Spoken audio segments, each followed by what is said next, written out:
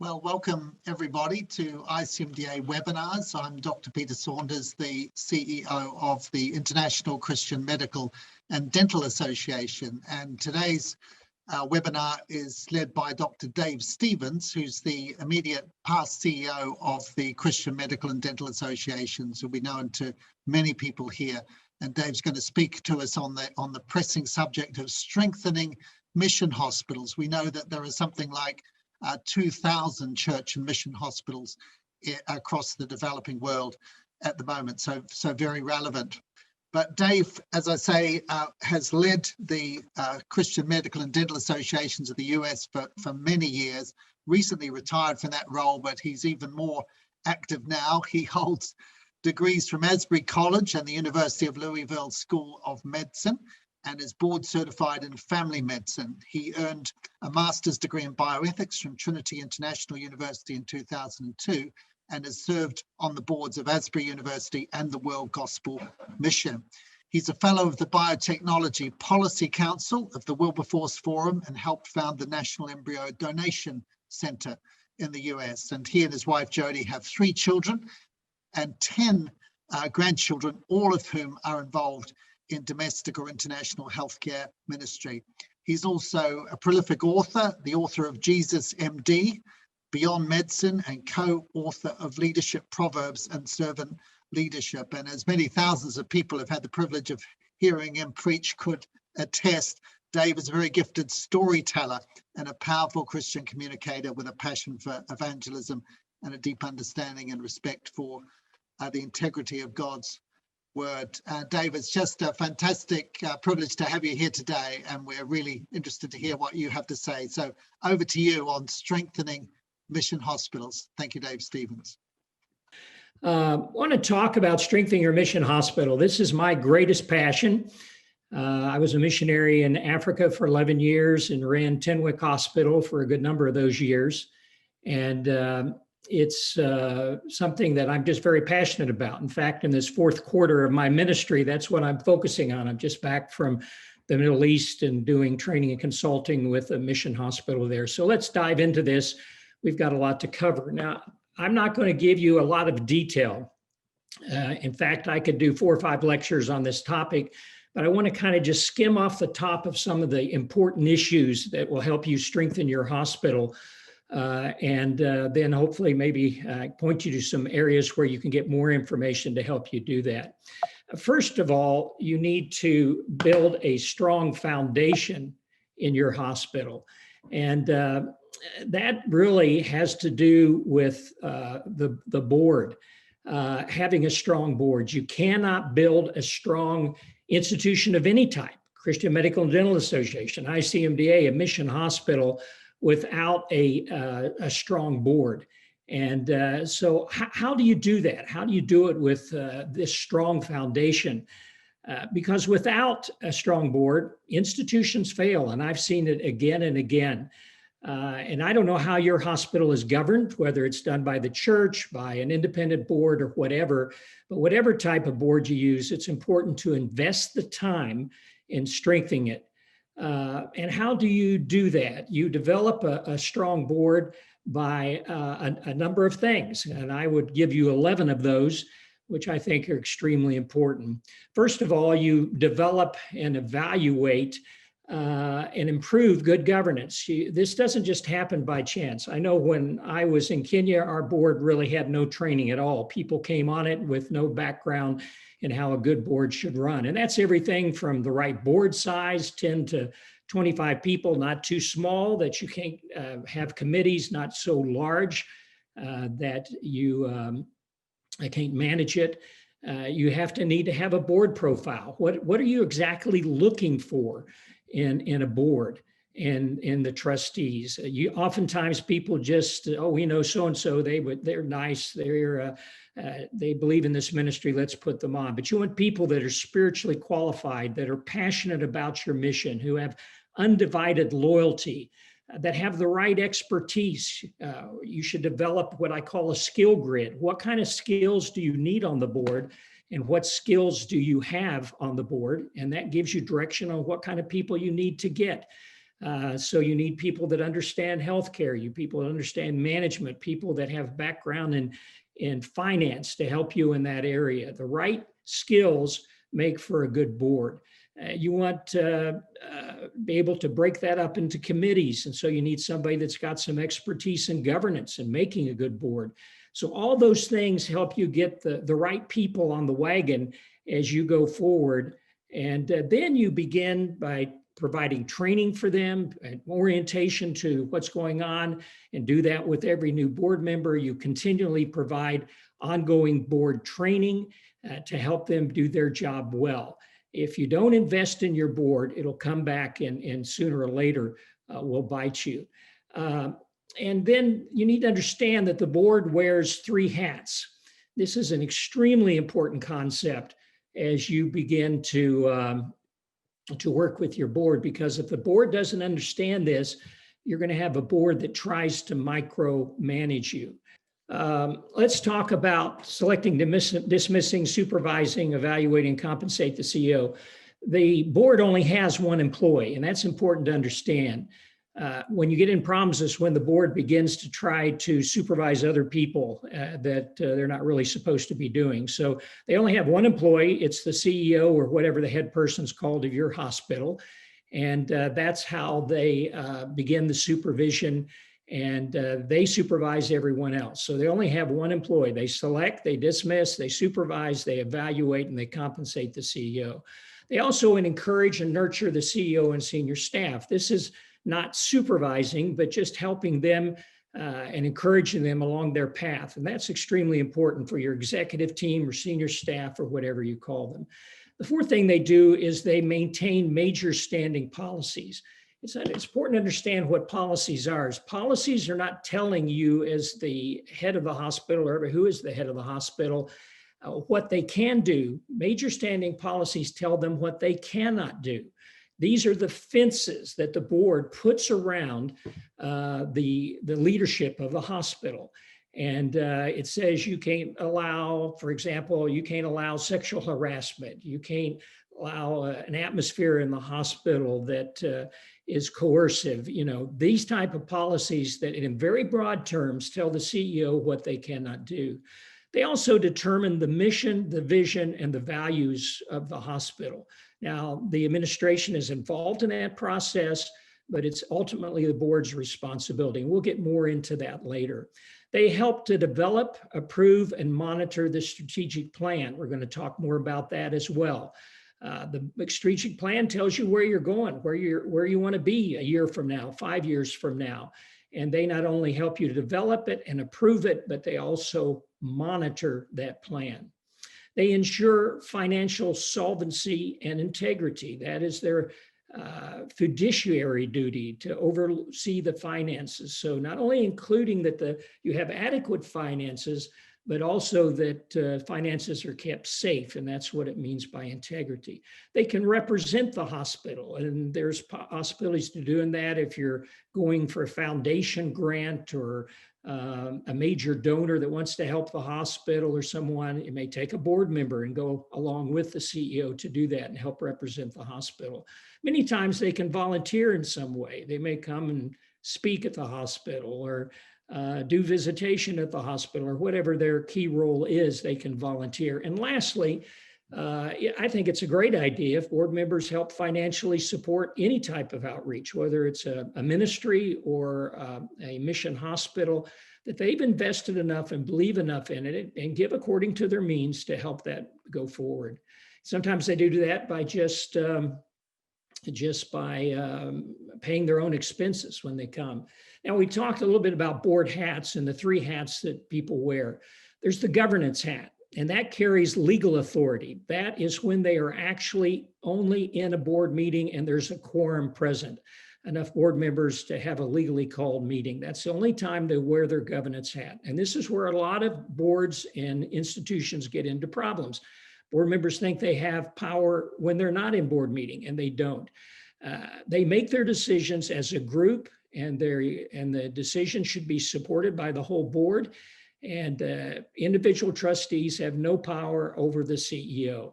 It's never worn, this hat, when they're working alone, and the CEO or the head of the hospital is only accountable to decisions by the whole board, not by individuals, including the chairman. We'll talk about that. Implementer hat means is worn occasionally, and that's when the board gives an individual board member or a group of board members some limited authority to do something. It's seldom worn because the staff implements most of the board policies, but it's worn when board policy or structure gives limited authority to carry out board action. For example, in my organization, they had a smaller committee that actually did my annual evaluation. So they were implementers. They were working for the board with the board's direction and doing my evaluation, which they then took back to the whole board. Or they may set up an ad hoc committee and appoint people to it. And then what board members mostly wear is their volunteer hat. And they have no authority when they have that hat on. It's worn outside the committee or board meetings. It's worn when advising the CEO. I encourage my board members to contact me if they had a good idea or something that I should be reading or know about, but they are advising me. They're not telling me what to do. They can't do that. And then worn when fundraising, if they're helping with that, they're wearing their volunteer hat. And it's worn when assisting staff under their supervision, whether as a group or individuals. They may be volunteering in some role at the hospital, maybe speaking, doing a message or something like that. And they're assisting the staff, but they're under the staff when they do that. Let's move on to the next slide. And board structure and function. This is a big area. We're just going to touch on a couple things that might be helpful to you. And one of the most important is called the Board Policy Manual. A Board Policy Manual is a 20 to 25 page document that has all about how the board works and all their policies all in one place. The efficiency of having them all in one place is very helpful. Its ability to quickly orient new board members to current policies. It gives a CEO where he can go back and look up and see what the policies are. It eliminates redundant or conflicting policies over time. I know when we started our board policy manual, we went back to all our minutes. We found out we had policies that contradicted each other. We'd done one 7 years ago, and then we did another one 2 years ago, and they were in conflict, and we never took the first one away. It's the ease of reviewing current policies when considering new issues. It's clear, proactive policies to guide the chief executive officer or whatever you call that in your hospital and their staff. They know exactly what those policies are, and the models and approach to governance that sister organizations might use. Policies are very important, and then they have their policies, and then the CEO has policies which nest inside of theirs. And then there may be departmental policies, and all those must not contradict each other. A board policy manual, how do you write one? If you go to this URL here, the Andriga group, Bob Andriga is an expert on how boards work. He came and trained our board, and they have an outline for a board policy manual, a lot of the wording you would need to use, and then how you put your own policies in. This tells how the board works with the CEO, policies that are in place, and may have some appendices with information in it. And if you want a whole good book on this, I would recommend Good Governance for Nonprofits, Developing Principles and Policies for an Effective Board. It's very well done and can tell you how to do this in much more detail than we have time today.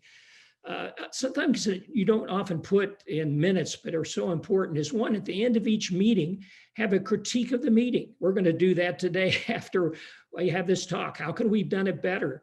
Did we take too much time on some topic in your board meeting? Did we not have enough time for discussion? Did everybody get an opportunity to speak that wanted to speak? Did we have too much on the agenda? You know, all sorts of things where you're critiquing and continually improving your board meeting.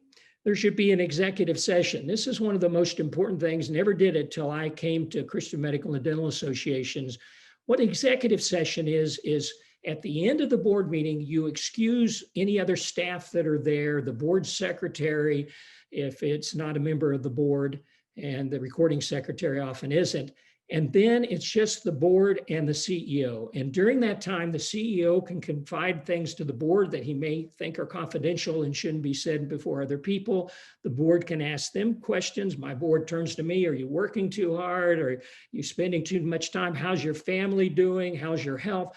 All those type of things, because they're responsible to supervise the CEO. And he can and not only confide and they can ask him questions, he can ask questions as well. Then he leaves or she leaves, and that gives them an opportunity to sit down and evaluate your performance at every board meeting. Why is that important? Because if not, people begin speaking outside the board about your performance if you're leading the hospital, and that is deadly. Let's go have a cup of coffee, Bill. How do you think Dave's doing in his role? And before long, you get clicks and information. This is not done because there's a problem. This is just done at every board meeting. I remember one time the chair of my board came to me afterwards from executive session, and we said, we have some concerns. I said, oh, what's those? He said, you're not taking your vacation. You're starting to burn out. We're requiring you to take all your vacation next year. They made that decision and discussed it in executive session. And also make sure to set your board meetings at least 2 years out in advance. You're dealing with very busy people. Let's talk about strategic planning. And we just touched on a little bit. If you don't know where you're going, you might end up somewhere else. Yogi Berra, a baseball player, had all these real great sayings that he came up with, and that one's very true. In fact, the Bible says the same thing. Suppose one of you wants to build a tower, will he not first sit down and estimate the cost and see if he has enough money to complete it? The Bible advocates strategic planning. And why bother? It takes time, but entropy is real. What do I mean by entropy? Things are changing all the time. If you're staying right where you are now, you're getting behind because change is taking place. If you're not getting better, you're getting worse, and you never stay at the same place. And so you need to be looking at the future. Change is inevitable. It's not going to be the same as it is now, a year from now, 5 years from now. And we must plan to make change positive, which is extremely important, that you're looking at the future and what the trends are and plan for the important so you're not sabotaged by the less important. And this is a huge issue in mission hospitals where you're dealing with sick patients and trying to take care of them every day. And what can happen with that is that you get so busy just looking at what's happening now that you're not looking at the future. Hospitals without strategic plans are typically frustrated by aimlessness, performance problems, mission creep, difficult administrative board relationships, and diminished staff morale. So it's a management tool to help you create the future the way it ought to be. And we're not going to get deeply into this, but there's three main parts of strategic planning. And you can read on this in many sources, but it's an important exercise to do. First is an organizational analysis. What's the situation right now? What are our hospital trends that we're seeing in our statistics? What's happening in our country? What's happening in our region? What's happening in the world? What's happening with our patients in our communities? You may want to do some surveys. We always would do surveys before as we did our situational analysis. What do people really think about us? How satisfied are patients? You know, those type of things that help you see where you are. And then gathering from the internet and all kinds of resources, information on health trends in your region of the world. Then you do a SWOT analysis. A SWOT is strengths, weaknesses, opportunities, and threats. And you just sit down and begin to think, we've got strengths.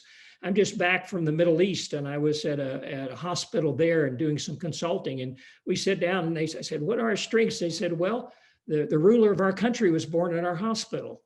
That's a real strength if you had that happen.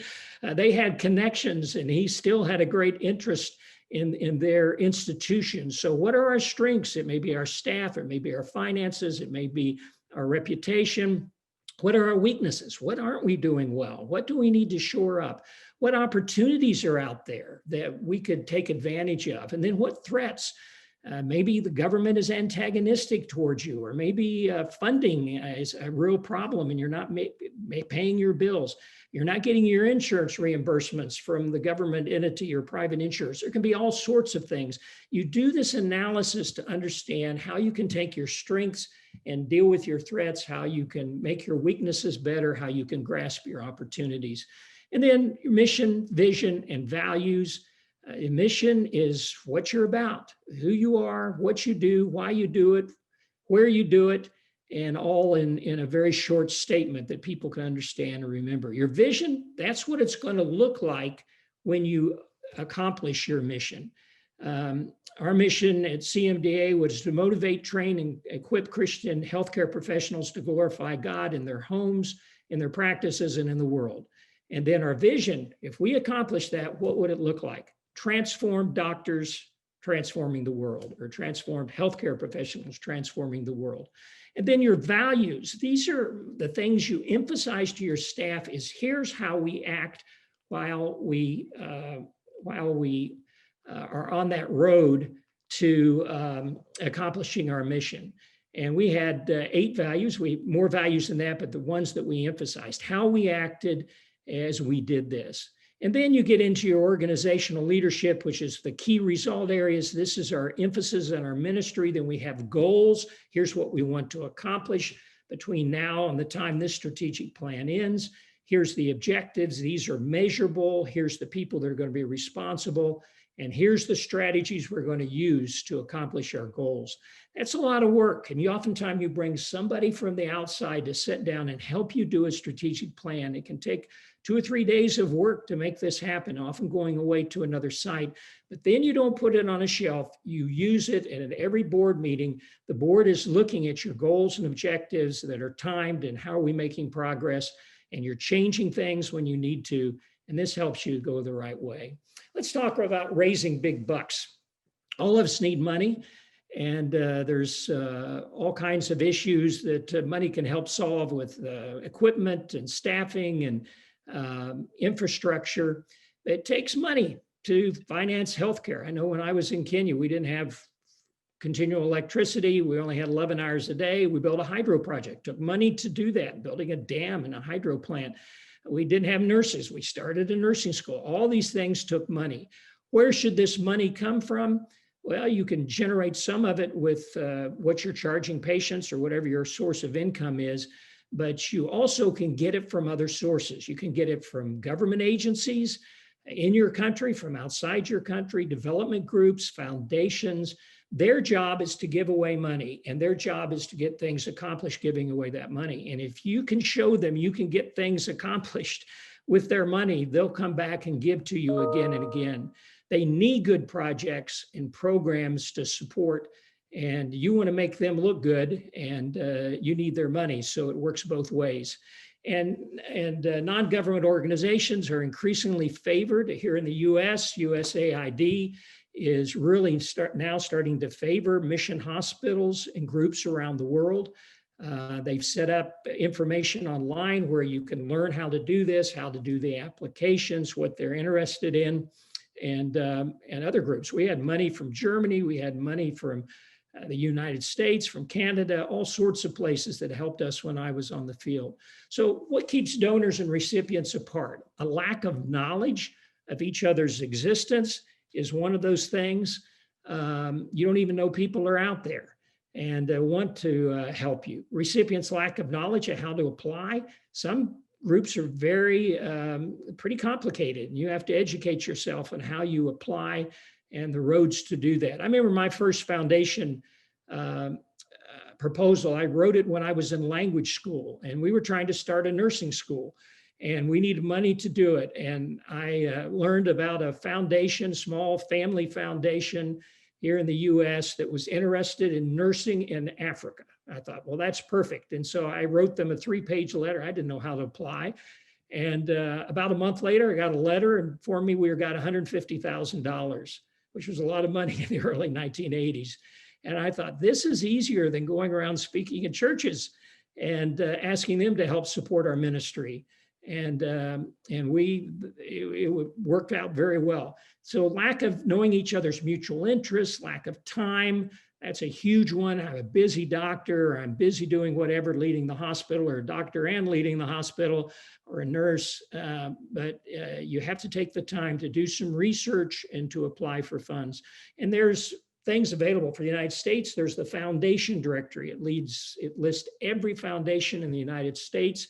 You can get to this online, And you could say, I'm interested in healthcare in Mozambique or, the Philippines. And it will sort through all those foundations and tell you people who are interested in that area of the world and interested in healthcare. And then you can begin working through those. So there's ways to find these people. What's the fears that keep people to do this? Fear of application reporting or accounting requirements. Government grants tend to take a lot more application and a lot more reporting, but they tend to give a lot more money. So it can be worth the effort, but that fear is there. Sometimes I know a hospital just recently that hired a group here in the US and paid them a fee to help them find these places and they had and how to do the applications. And if they're successful, it's going to be worth every penny that they invested. Fear of impact on our ministry. Are these people going to come in and tell us we can't do our ministry work, our evangelism, discipleship, ministering to our patients? And you've got to take a firm stand and just say, I'm not going to let that happen. I ran into this situation with USAID, and somebody complained because our community health program was doing evangelism. Well, I had used our money and not their money, showed them very clearly that, and that was the end of it. So, but you have to be thinking ahead and not let your ministry be impacted. Fear of dependency. If we get money from outside, we'll be dependent on it. If you're funding ongoing projects, that's more likely to happen, but you just have to plan ahead and get independent, and they're going to help you get things started, and then we'll be independent lately. Fear of outside scrutiny can be an issue that people are concerned about. They're going to be looking over his shoulder. We're going to have to get these things accomplished. That's actually good. It's not bad. Being held accountable helps you get things done. And fear funding will direct your agenda. I've seen organizations that chase after money and get into things that really are not part of their mission. So you want to make sure that you're accomplishing things, not just taking money, but accomplishing things you really need to get done. And you need your strategic plan to help you understand where you need to go. We've already talked about that. But it helps you understand. We started a large community health program, all with outside funding, and it continues today, and it's touched over 1 million people. So we close. I want to talk a little bit about leadership because that is so important. And there's topics we're not going to be able to cover because this is very broad. How to improve your hospital. We could talk about evangelism. We could talk about community health and development, all sorts of things that you might be interested in. But let's talk about leadership. I've written, as Peter mentioned on this topic, 2 books, and I'll give you some information for a couple of those. But the Bible talks about this. Romans 1:28, if God has given you leadership ability, take the responsibility seriously. Leadership, how do you define it? If you look it up in the dictionary, it's almost a circular definition, the position or function of a leader. But you know what leadership is? Leadership is influence. Leadership is influence. I think that better describes what it is. You are able to influence people to follow you. In fact, if you want to know if you're a leader, turn around, look behind you, and see if you have followers. Are people following you and your leadership? It's different from management and administration. That's mobilizing people and giving them tasks and making sure they get them done. That's management. Leadership is the charisma that people see you on the cutting edge of what's happened and will follow your lead. So are leaders born or made? Well, I think really both. I have some natural leadership ability. If you look back on my life, I was a leader in high school, leader in university, leader in medical school, chief resident in my residency. But I've gotten a lot better at leadership since those days. If you're a natural leader, good. If not, become a good learner of leadership. I continue to learn leadership after over 40 years in ministry. And you can read books, you can find good leaders to model yourself after and become a better leader. So what makes a good leader? Let's just touch on a couple small things and then we'll call this to an end. Courage. Courage is so important. People admire good, courageous leaders. When we started getting into public policy here in the United States on bioethics and stuff, I'd never done it before. But as I had the courage to step into it and to speak out, other people began coming in. And I've trained now over 200 physicians how to do public policy, do television, radio, and done that in small groups. And they've come out because they've seen the courage that I had to speak out on abortion and physician-assisted suicide and right of conscience. Good leaders are accountable. Not only do they keep people accountable, but they're accountable to others, which is really important, and humility. I remember when I came on, somebody on the board said, we've never had a leader like Dave Stevens. What's he up to? He's doing so many new things. And I went to the board and said, listen, I'm accountable to you, and I'll do what you tell me to do, and I won't do what you tell me not to do. But people have to have a leader for change to take place. And that's what I'm doing for you. You've not had a leader like me, but I want you to know that I'm accountable to you. Humility is one of the keys. I have this philosophy, you should give the credit away. And when we accomplish things at CMDA, I'm looking to someone else to see who I can give credit to, because this isn't about me. I said at CMDA many times, if it's all about me, it's all going to fail when I'm gone. The best measure of a good leader is how well it goes after you're gone. And humility is a great part of that. And if you're humbled, you know what? The credit comes flowing back to you anyway as you credit other people. Being a living sacrifice. If personal sacrifice is needed, real leaders go to the front of the line. And you should be the first person, if you're a leader, to sacrifice. I know we had financial problems at CMDA back in 2008. I took a cut in my salary before I asked anybody else to take a cut in theirs. I made a policy that I followed personally, that I would never take a raise from the board unless I could offer a commensurate raise to others in the organization. I want to be a sacrificial servant leader.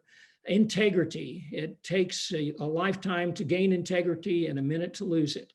And there's stories of many leaders who have fallen because they didn't have integrity. And you should have integrity in everything you do, from the small things and taking care of staff to the major things and dealing with the board and others. Integrity is the key to trust. And without it, you can't be a good leader. Living and acting righteously at all times is a great definition for that. And if you want to know more about leadership, I'm not trying to sell books. I don't get any money out of this stuff.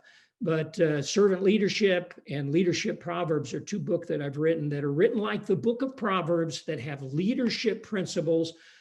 They're available on Amazon. They're available through CMDA USA. And it's a good way I tell people to take 2 or 3 Proverbs a day with a glass of resolve and chew well.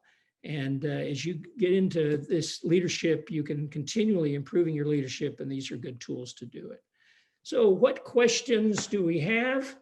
And we'll go into the question and answer time.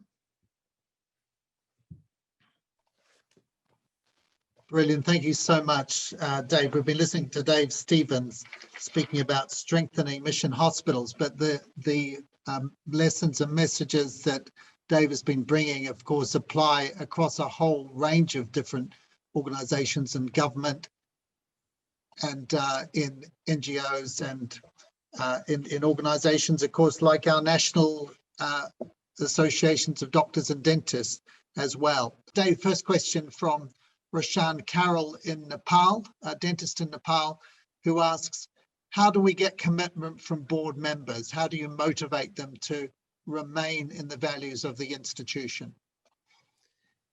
Yeah, that's a good question. And it starts as you begin to recruit them, to make sure that they are, excited about your mission. And the way to do that is to give them exposure to it. I just agreed to be the chair and start a board for a hospital in the Middle East. And so we began looking for who we want on the board. And the first thing we're going to do is get them there so they can see the hospital, see the ministry, meet the leadership, grab a hold of the mission. And so we're very frank. When I recruit board members, we interview them. We just don't say, will you join the board? And that's the end of it. We want their bio. We want their testimony. We want their background with the organization. We get on the phone and interview them. We have a governance committee of the board who's looking for good board members with the expertise that we need. And that governance committee is helping do that And so then when you get them there, you orientate them. As I was chair of the governance committee at my university, when we got them there, I met with them, with the chair of the board and the president of the institution. We did orientation, help them understand where we've been, where we're going, what issues we're dealing with, make sure that they're well educated. How does our board work? What is your role? What is your interest? How can we get you involved in that area of the board? And so then continuing to cast that vision at every board meeting through the reports of the CEO or whatever it is, the head of the institution. And that's not just giving statistics. One of the keys is to begin telling the stories of how you're impacting life. So I did a monthly report for our board, and in there I had information on what's happening statistically wise in our finances, but I had stories that kept telling. At the board meeting, I'd tell stories. These people's lives have been changed. These people's lives have been saved. And those type of things then motivate your board. And then secondly, have short terms. Don't plan to have board members on forever. I've been in institutions where it's 3 years, some that's 4. There's an evaluation at the end, an opportunity for board members to say, hey, this has been great, but my interests have changed, and they can get off without having to resign because their term's over, or letting them know they can resign if they just feel like this isn't what God has for them. So hold your hands open, and it can make a big difference. So it's a process, an ongoing process to keep them enthused about what's going on. Thanks, Dave. Philip Wood from an African context is asking a question about board selection. For us, he says it's the stakeholders who choose the board, i.e. the churches, and board members can change at each meeting according to who the church chooses that day, who's available. What any advice from your experience? Yeah, I've been there. Our board, when I was there, was made up a third of church, third community, and a third from missions, which I thought was a great balance because you had different voices and no one group control. But I know hospitals where the church picks people. And I think with that, it's even more effort to keep them enthused and on board with you. Communication between board meetings is important. Doesn't have to be long, but it needs to be monthly, some sort of communication to help keep them on there. And your job's harder because they may not want to be there. They're just filling a seat. So you've got a job to keep them enthused, excited. And then how can you use them? One of the things I've found when I bring new board members on, I'll say, how can I get them involved quickly? How can I get their voice heard? Where can I put them in a board committee? We have normally 3 committees or maybe more than that. There's a governance committee, a financial committee, and a strategic planning committee. Where is their interest? How can I keep them involved? And not just all sit down in a room and listen to reports. If they feel like they have a voice, they're going to get more involved. Now, if they're changing every board meeting, that makes your problem really difficult. I don't have an easy solution to that. But maybe you can get them enough excited outside the board meeting that they want to continue in that role and ask for it. Thank you. Another question on the composition of boards. Should there be a range from Tim Tusink, who I'm sure you know, Dave, North Africa? Should there be a range of certain professions, someone from business, legal, church leadership, accounting, local community, all available? How do you decide on the skill set you want on your board? Where do you look for those people? Yeah, I mentioned briefly what you do is develop a grid, and across the top you put these are the type of things we need because this is what our ministry does. So, at CMDA, we were doing public policy. I need somebody with expertise in public policy. On my Asbury board, they did a communication training. They did education training, all sorts of things that they had at the university. And we wanted people that had networks that they could help access for us, people that they knew, expertise, training, and experience, those 3 things. You get people on the board that bring a number of different things, and one of it's work. They can come, they're the worker bees, and they'll work between board meetings to help you out. Some people come on because they have wealth. Wow, they can help us in this financial area, and they have an interest. Let's keep them involved. And wisdom, these people have wisdom, experience, and knowledge. We got to give him there for that. And the last one's whammy. Well, I call it whammy. You know what whammy is? They know people. They can get you into things that you wouldn't be able to get into before. I had the most famous dentist in the world on my board here at CMDA. I didn't know one existed, but he was.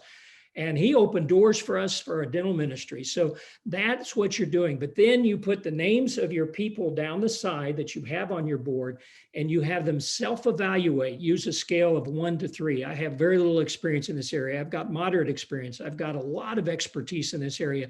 And they rate themselves all the way across. You add up those columns and you very quickly can tell what you're weak in, what you need, and what you have too much of. When I got on my board at CMDA, everybody had experience in missions. That was wonderful, but that was only one thing we did. I needed people with expertise in others, and over time began to change the board to make sure it was well balanced with the expertise in need. Board members can open doors for you and also can help you in your governance. So you need the right expertise. So I guess this applies to national associations of doctors and dentists who often start off just with doctors and dentists on their board, but lacking a whole lot of these other skills. So question here, Dave, from Priya John. Priya is the director of the Christian Mission Association of India, CMAI, one of our biggest groups. She says, thanks for the comprehensive presentation. Board policy manuals, what are the contents? Does it apply only to the board members or to the staff as well? And as an organization, we've got an extensive list of policies. Are these also included in the board policy manual? So can you talk about the difference between the board policy manual and other policy manuals that an organization might have? The board policy manual starts out by listing your mission, your vision, your values. You know, this is kind of what governs us, to remind the board of that. And then it goes into how the board is structured. And, you know, the chair, it has job descriptions for each position. What's the chair authority? I mean, I could do a training on this for 2 or 3 hours and take you through all that. But then it moves into how then we relate with the CEO. What's our authority with the CEO, making it very clear how that works. And there's CEO parameters. These are things that we expect from our CEO. Those are policies. You know, conflict of interest policies, all those sort of things are in there. And then it moves into your policies. These are board level policies. They're broad. They're usually set in the negative. It's not telling you what you must do. It's telling you what you can't do. Board policies set the fences, okay? And the fences tell the CEO, these are the lines you cannot cross. And then here's our strategic plan with our goals and objectives. Work inside those fences. Here's the finances we've given for it. Here's we've agreed where we're going. Now go get the job done. You develop the strategies. Then you can have appendices that may have some other policies in it. Our conflict of interest policy was longer, the forms to sign, all that kind of thing. And there can be some appendices to it. But the board policy manual is usually 20 to 25 pages. Then there's the policies that whoever's in charge of your organization has. And they formulate those policies. They may bring them to the board, get the board's knowledge of it going on, but they are made by your CEO or whatever you call the director of the organization. And they nest inside the board policy manual, and then there can be departmental policies under that. So policies trickle on down, and you got to make sure the board is not doing the CEO's job, setting policies that the CEO should be setting and not them. Now, you mentioned your 10th point earlier on was the importance of board members financially supporting the hospital. A question from Fee McLaughlin, who's head of global ministries at Christian Medical Fellowship in the UK.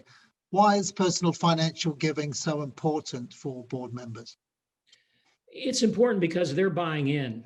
On our board, we had student and resident representatives, medical student and those in postgraduate training, and we expected them to give. They couldn't give much, and we didn't ask them how much they give. There's no quota set, but we made it very clear that in this ministry, we expect everybody on the board to be a supporter, that they have chips in the game, so to speak, and believe in it. I never went and looked to see what our board members were giving, but I did ask if everybody was giving to my financial officer.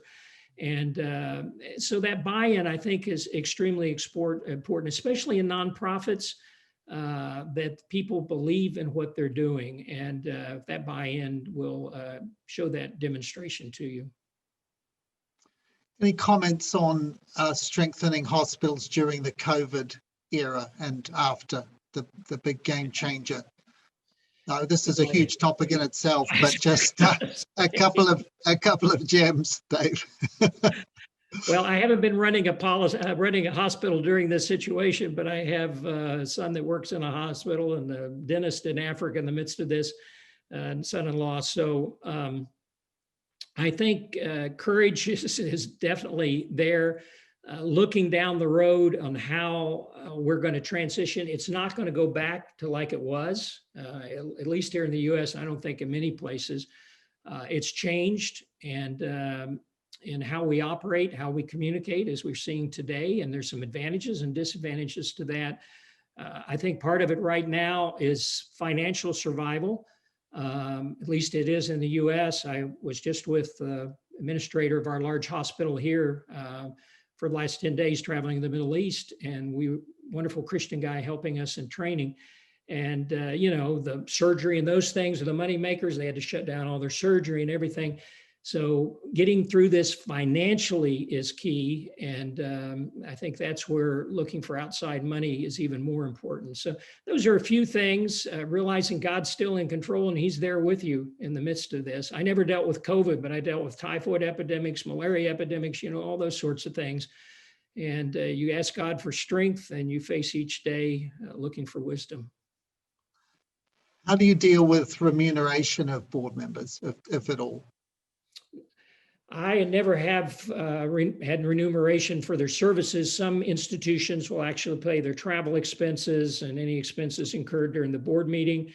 On the boards I've been on, my physicians paid all their own expenses. We might serve a meal or something, but the university board I served on, they would reimburse. I never took it. They could give a tax deductible receipt. So depending on the ministry, depending on your financial situation, but if you really are giving money to board members for service, you're operating like a corporation, not like a ministry.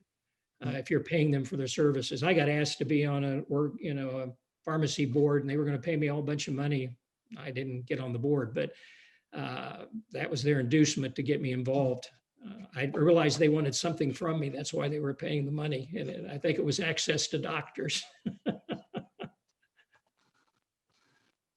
So you will know Perry Jansen of Africa Mission Healthcare, who's saying, with church planting, the aim's to build national leadership so that there's a transition from mission to the church. How do you think, or how do you see this applying in mission hospitals? And of course, what's behind the question is that if we look at the 2,000 or so mission and church hospitals abroad, very few of them are now linked with mission societies or organizations in the West.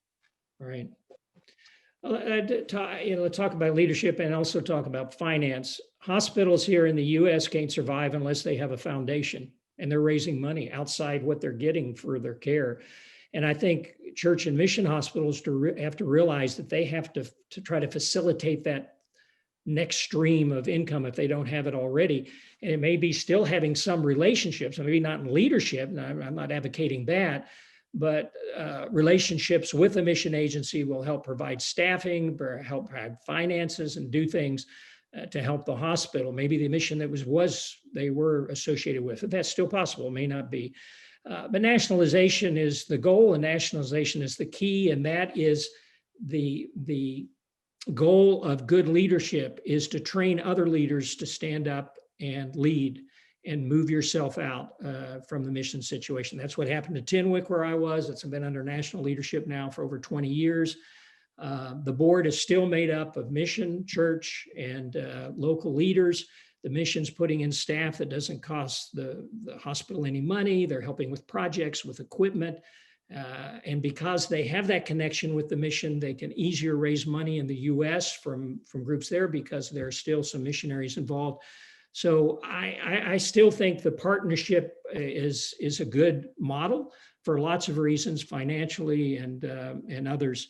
But the bottom line is you want to nationalize and have the leaders there. And that is like what I did when I left CMDA. I brought somebody in, a missionary doctor, trained them in leadership, had them be right under me for 2 or 3 years. And when I stepped down, they were ready to step up. And that should be done with nationals as well. Who are we training? Who are we teaching that can take this position and lead it? I may still be here, but I won't be in charge. And I think that's our goal. Thank you so much, Dave. I'm afraid that's all we've got time for today. There are still some more questions, but we'll have to leave those. So remains to me just to thank you, Dave, for your time, for your experience, for your expertise, for sharing, for your courage and integrity and leadership, and for being a model for many years. And we're just delighted to see you in this new chapter of your life with your passion for mission hospitals. And I'm sure that we'll find lots more for you to do within the ICMDA context as well, because this is a huge thing for us. So thank you. God bless you, and Jody and your family as you go forward. Look forward to having you again. And thank you to everybody who's come along today. We hope you've enjoyed this session. Do join us again on ICMDA webinars in the future. Look at our website, check out the YouTube channel, lots of great presentations that you might have missed previously. And God bless you in all that you do for him. Thank you.